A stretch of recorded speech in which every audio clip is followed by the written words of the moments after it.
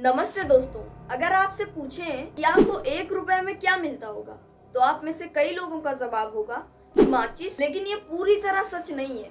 ये तो सिर्फ आम इंसान और गरीबों के लिए है। लेकिन वहीं अगर अरबपति की बात करें तो उनको 1 रुपए में 1050 एकड़ जमीन मिल जाती है। कितने पेड़ होंगे? 10 लाख। 10 लाख पेड़ 10 लाख जमीन जो लिया, कैंप लगा यहाँ पे, बोला कि सिग्नेचर करो, पेंसिल से करवाएगा और वहाँ ले आके जो है उसको मिटा के डुप्लीकेट सिग्नेचर किया गया। आरटीआई के तहत रेट है 19 लाख रुपए। 19 लाख। आपको ये रेट मिला है? नहीं मिला है। हमारे देश को किसान प्रधान देश कहा जाता है। वो किसान जो खेत में दिन रात मेहनत करके अनाज उगाता है और उसी अनाज से पूरे देश का पेट पलता है। लेकिन सोचिए जरा, अगर उसी किसान का खेत जमीन सब छीन कर अरबपति अडानी को सौंप दिया गया। 1 रुपए में 1050 एकड़ जमीन, और सौंपा भी कैसे? महज 1 रुपए सालाना पर। जी हाँ, सही सुना आपने, 1 रुपया सालाना।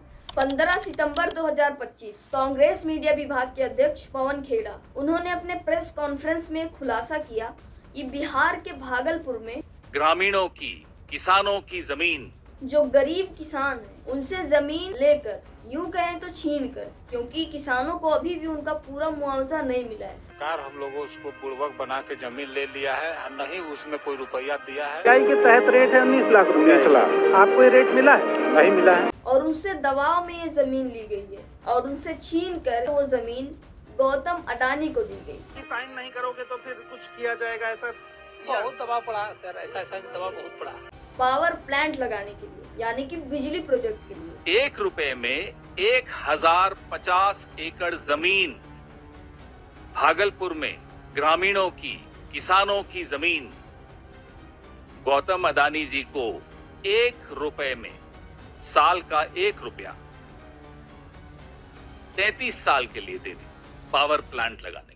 लेकिन जब वही पावर प्लांट खड़ा हो जाएगा, यानी कि पावर प्लांट खड़ा होने के बाद वही बिजली किसानों से महंगे दामों में बेची जाएगी। और कहा यह भी जा रहा है कि उस जमीन पर 10 लाख पेड़ हैं, जिसमें से कुछ आम के पेड़, कुछ लीची के पेड़, कुछ सागवान के पेड़ हैं। करोड़ों पेड़ कटेगा। आप गिनती कीजिए, अगर आप मान लीजिए आम का पेड़ है, सागवान का पेड़ है, चाहे आप वो लीची का पेड़ है, ये सब पेड़ है ना सर, ताड़ है, यानी कि करोड़ों पेड़ है और वो सब काटे जाएंगे। वही मोदी जी तो कहते फिरते हैं कि एक पेड़ माँ के नाम, और यहाँ पर 10 लाख पेड़ अडानी जी के नाम। इन दोनों पेड़ों में फर्क बस इतना है कि जो एक पेड़ माँ के नाम है उसको लगाया जा रहा है, और ये जो 10 लाख पेड़ अडानी जी के नाम है उसको काटा जा रहा है। वहीं इसका साइड इफेक्ट देखें, हमारे पर्यावरण को कितना बड़ा नुकसान होगा।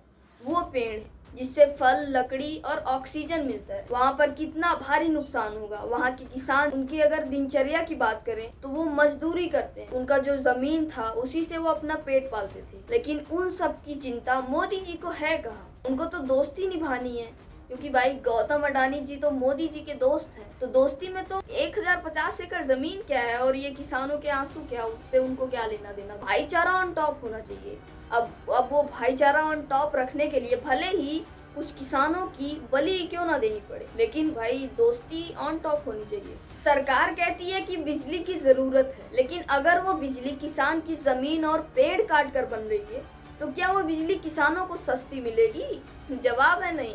सोचिए, अगर किसान बैंक से 50,000 रुपए का लोन लेने जाए तो बैंक वाला पूछेगा जमीन दिखाओ, गारंटी दो, जमानत लाओ, और उसके बाद भी ब्याज 12% तक वसूलेगा। लेकिन वहीं अगर अडानी जी अरबों के प्रोजेक्ट पर हाथ रख दे तो सरकार कहती है तो लीजिए जी, जमीन आपकी हुई और किराया सिर्फ 1 रुपया। क्या यही न्याय है? किसानों की मेहनत, मिट्टी, खून, पसीना सबको अनदेखा कर दिया जाता है और अरबपतियों को सारी सहूलियतें ट्रे में सजाकर दे दी जाती हैं। एक दोस्ती आज बड़े चर्चे में है, मोदी जी और अडानी जी की।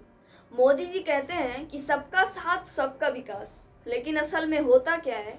सबका त्याग, अडानी का विकास। सवाल ये है कि अगर किसान आत्महत्या कर ले तो सरकार कहती है ये तो व्यक्तिगत मामला है, लेकिन अगर अडानी का शेयर गिर जाए तो सरकार रातों रात उसको राहत पैकेज और प्रोजेक्ट देती है। ये वही दोहरा रवैया है जो आज हमारे देश के किसानों को हताश और निराश कर दिया। हमारा भारत आज भी गरीबी और बेरोजगारी से जूझ रहा है कि आज भी करोड़ों युवा बेरोजगार है। एक मजदूर आदमी जो 300-400 रुपए में दिन गुजारता है, जो LPG सिलेंडर जिसको 400-500 रुपए होनी चाहिए वो 1000 के ऊपर है। और कहा जा रहा है सबका साथ सबका विकास हो रहा है। जो किसान 300-400 रुपए में दिन गुजारता है वो जब सिलेंडर 1000 रुपए का खरीदेगा तो बताओ वो अनाज कहाँ से खरीदेगा। और अगर अनाज की बात हो रही है तो देश में तो है ही कि मोदी जी फ्री में अनाज दे रहे हैं। तो अंधभक्तों से मेरा सवाल है कि 5 किलो के राशन में क्या आपका पूरा महीना गुजर जाता है। कुछ अंधभक्त तो ऐसे भी होंगे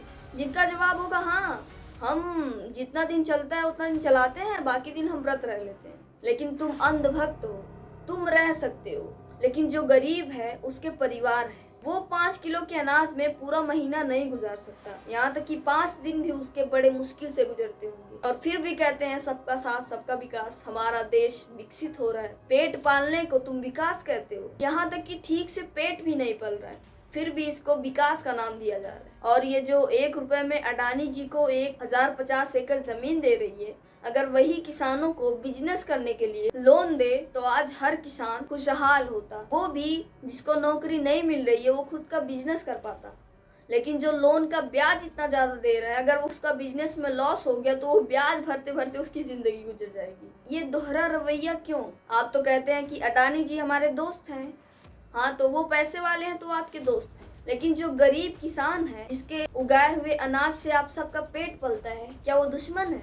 आप सोचो, अगर देश में किसान ना रहे तो देश कितना दिन चलेगा, क्या खा के जिएगा? लेकिन फिर भी किसान आत्महत्या कर लेता है क्योंकि उसको मजबूर किया जाता है। ऐसी स्थिति हो जाती है। गरीबों को पेट पालने के लिए भरपूर राशन भी नहीं देती सरकार, लेकिन अरबपतियों को करोड़ों की जमीन मुफ्त में दे देती। यही है न्यू इंडिया, जहाँ पर गरीब और गरीब होता जा रहा है और अमीर होता जा रहा है। सोचिए जरा, किसान अगर पूछे कि हमें भी 1 रुपए में लोन दे दो तो सरकार कहेगी कि ये नियम सिर्फ अमीरों के लिए है, तुम तो गरीब हो।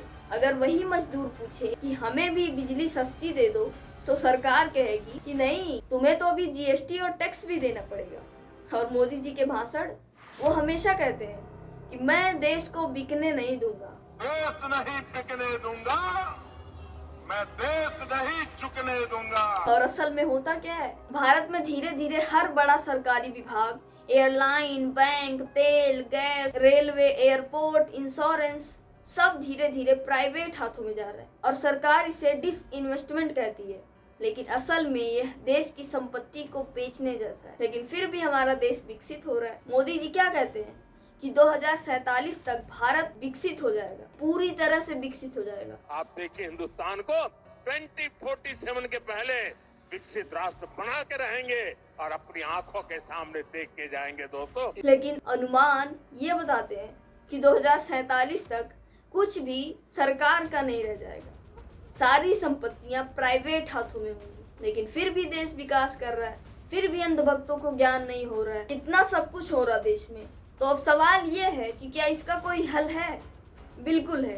पहला, किसानों को उनकी जमीन और पेड़ों का सही मुआवजा मिलना चाहिए। दूसरा, बिजली और प्राकृतिक संसाधन देश की संपत्ति है, इसको निजी हाथों में नहीं बेचना चाहिए। और तीसरा, देश में बेरोजगारी और गरीबी को दूर करने के लिए अरबपतियों को नहीं बल्कि गरीब किसानों और मजदूरों को सब्सिडी मिलना चाहिए। और चौथा, किसानों को चुप नहीं रहना चाहिए, क्योंकि याद रखिए, लोकतंत्र में चुप रहना सबसे बड़ा अपराध है। अगर आप आवाज नहीं उठाएंगे तो आपकी जमीन, आपका घर, आपका परिवार धीरे धीरे सब ऐसे ही बिक जाएंगे। तो दोस्तों, ये स्थिति सिर्फ भागलपुर की नहीं है, ये स्थिति हर उस गांव की है जहां पर किसान दिन रात मेहनत करता है और उससे उसका हक छीनकर अमीरों की जेब भर दी जाती है। तो सवाल ये है कि क्या हम चुप रहेंगे या फिर सरकार से पूछेंगे कि देश पहले या दोस्त पहले? और मोदी जी को जवाब देना होगा कि आपको भाईचारा ऑन टॉप रखना है या देश को खुशहाल रखना है।